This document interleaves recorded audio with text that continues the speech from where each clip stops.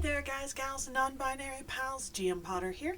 Welcome to my channel where I talk about books and bookish things. I upload on Tuesdays and Thursdays at noon Central Time, and sometimes I sprinkle in extra videos, like right now it is October, so I'm doing the spooky books of October, and today I have a special advanced reader copy for you of Hazelthorn by C.G. Drews, author of Don't Let the Forest In. I want to thank Macmillan Children's Publishing Group, as well as Feiwel and Friends, as well as the author, for gifting me a copy of this book for free in exchange for my honest review. All opinions are my own, so let's get into it.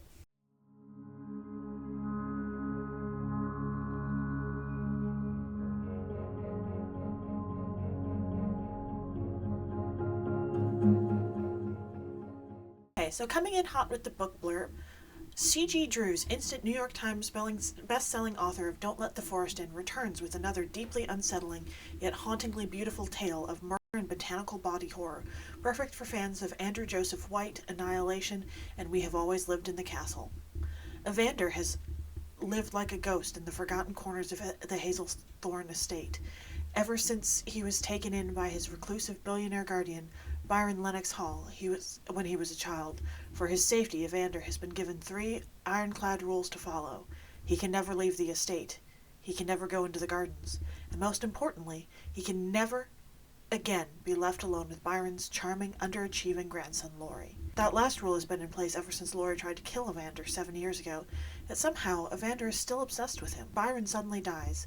Evander inherits Hazelthorn's immense Gothic mansion and acres of sprawling grounds, along with the entirety of the Lennox Hall's vast family wealth. But Evander's sure his guardian was murdered, and Laurie may be the only one who can help him find the killer before they come for Evander next. Perhaps even more concerning is how the overgrown garden is refusing to stay behind its walls, slipping its vines and spores deeper into the house with each passing day.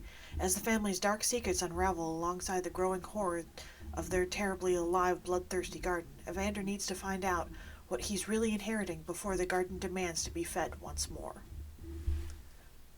This book was brilliant. I haven't read anything by this author before. This is my first time reading this author. About halfway through the book, I got a copy of Don't Let the Forest In because I just need more from this author.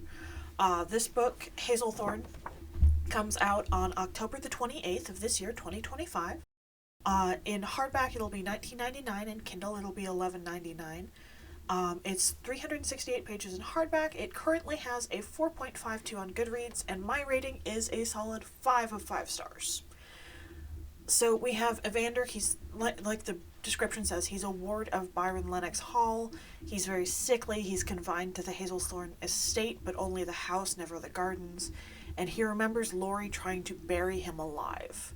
Like, it talks about the dirt filling his mouth. This book is very feel heavy. Like, it's very into the 5 senses. Like, the author wants you to feel what's going on, to taste what's going on, to hear it,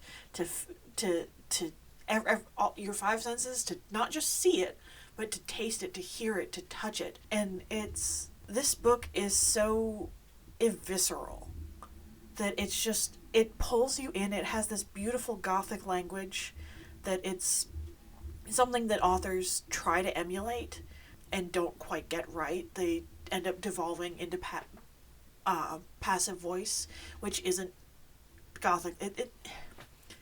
It's hard to describe that Gothic feel of prose, but when an author gets it, they really truly get it. And C.G. Drews gets it. And then we have Laurie, who's Byron's grandson, Evander's sworn enemy, and he keeps getting kicked out of his prestigious boarding schools. And we're led to believe at first that Laurie doesn't know anything. He doesn't know anything, and he doesn't care. But as the story progresses, we not only learn that Laurie knows quite a lot, but he actually really does care. And Evander, as part of his post-traumatic stress from being buried alive, doesn't have any memories of before that incident. And he has little clips and things that come back to him as memory blurbs and dreams and stuff, and he's slowly remembering things. But he can't put all the pieces together. Laurie won't tell him what's going on. Laurie doesn't lie to him. We find out later in the book. He There's a line when Evander learns that he's inherited Hazelthorn. Laurie says, "I've always wanted Hazelthorn." And that line comes back in the end of the book in the most beautiful way. Like, my jaw hung open when we learned what that line means. This book is told first person through Evander, and Evander is an unreliable narrator because he's going entirely based on what he thinks he remembers. And what he thinks he remembers isn't what actually happened. Because your memory isn't, a lot of people think your memory is like a video recording, that it's exactly what happened, but every time you remember something, your brain changes little pieces, and so over time your memory isn't as sharp as it once was. It isn't, there's a saying that an eyewitness is the least reliable bit of evidence, because your memory plays tricks on you. That's what your brain does, is it will remember little bits and pieces here and there, but it'll fill in the gaps each time with other things. And the longer it's been in between, the more gaps you have, the more things your brain has to fill in. And so we've got an unreliable narrator, and then we've got Laurie, who knows the truth and isn't telling what it is. He wants Evander to remember. And when Evander does remember,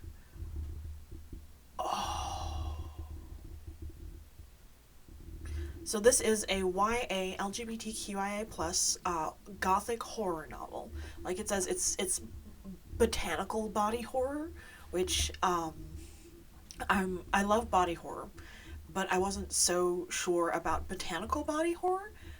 I think it's my new favorite subgenre of horror. I love horror. I've always said horror is my safe space. It lets me experience and confront bad memories and bad feelings in a safe environment.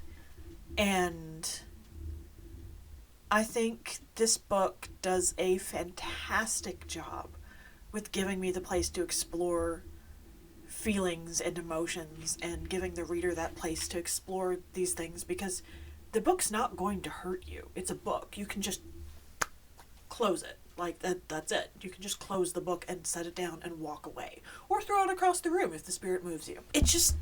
There were points while I was reading this book that I forgot I was reading a book. That it's so evisceral. It's evisceral. If I can talk, that would be fabulous. It puts you in the action as part of the scene in such a way that I literally forgot I was reading a book. I was like, I could see it so vividly in my mind, and feel it and taste it and hear it and smell it and see it. And this book is absolutely brilliant. I know I've said this already, but 5 of 5 stars. I absolutely adored this book. I thought it was utterly brilliant.